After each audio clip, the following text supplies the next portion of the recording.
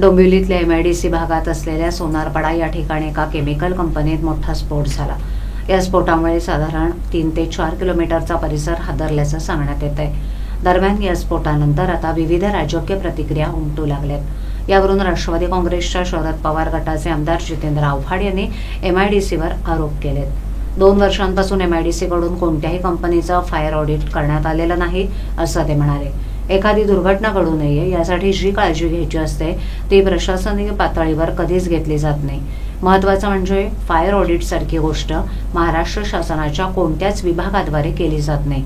त्यामुळे आग लागल्यावर ज्या उपाययोजना कराव्या लागतात त्या योग्य वेळेत होत नाहीत, त्यामुळे आग वाढते आणि अनेकांचा मृत्यू होतो। माध्यम 2 दिवस बातमी चालवतात, नंतर सगळं विसरून जातात। मृत्यू झालेल्यांना काही आर्थिक मदत दिली जाते, मात्र त्यानंतर त्या घटनेची कोणतीही चर्चा होत नाही, अशी संतप्त प्रतिक्रिया आव्हाड यांनी दिली। त्यांनी गेल्या 2 वर्षात MIDCतून कोणत्याही कंपनीचं फायर ऑडिट करण्यात आलेलं नाही याची श्वेतपत्रिका काढावी अशी मागणीही केली।